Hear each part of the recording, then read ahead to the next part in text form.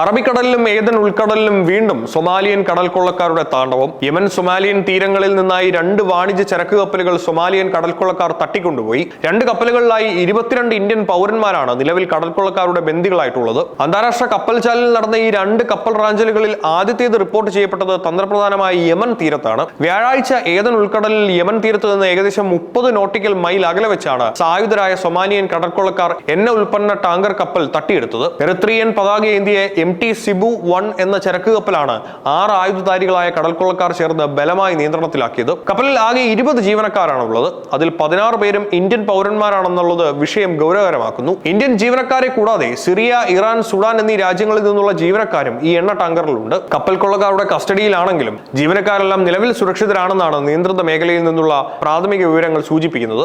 കപ്പലിന്റെ തത്സമയ ലൊക്കേഷനും ജീവനക്കാരുടെ സുരക്ഷയും നിരീക്ഷണത്തിനായി അന്താരാഷ്ട്ര നാവിക നിരീക്ഷണ ഏജൻസികളും ബന്ധപ്പെട്ട നയതന്ത്ര ഉദ്യോഗസ്ഥരും വിവരങ്ങൾ ശേഖരിച്ചു വരികയാണ്. യമൻ തീരത്ത് നടന്ന കപ്പൽ റാഞ്ചലിന് തൊട്ടു പിന്നാലെയാണ് സൊമാലിയൻ തീരത്തു നിന്നും മറ്റൊരു ചരക്ക് കപ്പൽ സായുധ കൊള്ളക്കാർ പിടിച്ചെടുത്ത വാർത്തകൾ പുറത്തുവരുന്നത്. സൊമാലിയയിലെ പുൻലാൻഡ് തീരത്ത് നിന്നാണ് MV ലുത്തൂഫ് എന്ന ചരക്ക് കപ്പൽ കൊള്ളക്കാർ തട്ടിക്കൊണ്ടുപോയത്. കാമറൂൺ പതാകയേന്തി ഈ ചരക്ക് കപ്പൽ പുറ്റ്ലാൻഡിലെ എയിൽ ജില്ലയിലെ മറായിൽ നിന്നും വെറും 3.5 നോട്ടിക്കൽ മൈൽ അകലെ വെച്ചാണ് കൊള്ളക്കാരുടെ സംഘം ആക്രമിച്ച് കീഴടക്കിയത്. കപ്പലിന്റെ പൂർണ്ണ നിയന്ത്രണം ഏറ്റെടുത്ത കൊള്ളക്കാർ ഇതിനെ തുടർന്ന് നുഗാൽ തീരത്തേക്ക് കൊണ്ടുപോയെന്നാണ് ഉദ്യോഗസ്ഥരും അന്താരാഷ്ട്ര ഏജൻസികളും സ്ഥിരീകരിക്കുന്നത്. കപ്പൽ ആകെ 10 ജീവനക്കാരാണ് ഉണ്ടായിരുന്നത്. ഇതിൽ 6 പേരും ഇന്ത്യൻ പൗരന്മാരാണെന്നത് ആശങ്ക ഇരട്ടിയാക്കുന്നു. ഇന്ത്യക്കാരെ കൂടാതെ ഒരു തുർക്കി പൗരനും ഒരു ജോർജിയക്കാരനും കപ്പലിന്റെ സുരക്ഷാ ചുമതലയുണ്ടായിരുന്ന 2 സൈബീരിയൻ സുരക്ഷാ ജീവനക്കാരുമാണ് ഈ ചരക്ക് കപ്പലിൽ ഉള്ളത്. നിലവിൽ ഈ 2 കപ്പലുകളിലുമായി ആകെ 22 ഇന്ത്യൻ പൗരന്മാരാണ് കൊള്ളക്കാരുടെ ബന്ദികളായി തുടരുന്നത്.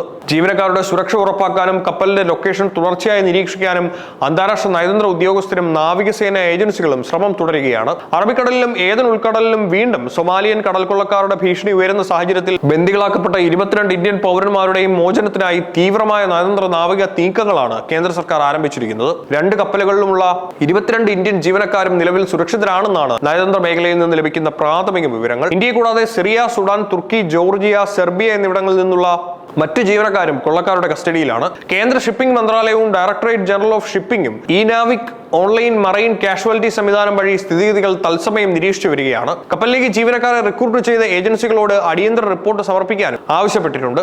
ഇന്ത്യൻ വിദേശകാര്യ മന്ത്രാലയവും ഇന്ത്യൻ നാവികസേനയും മേഖലയിലെ അന്താരാഷ്ട്ര നാവിക നിരീക്ഷണ ഏജൻസികളും സംയുക്തമായി കപ്പലുകളുടെ ചലനങ്ങൾ കൃത്യമായി നിരീക്ഷിക്കുകയും ജീവനക്കാരുടെ സുരക്ഷിതമായ മോചനത്തിനായുള്ള നയതന്ത്ര ചർച്ചകൾക്ക് തുടക്കമിടുകയും ചെയ്തിട്ടുണ്ട്.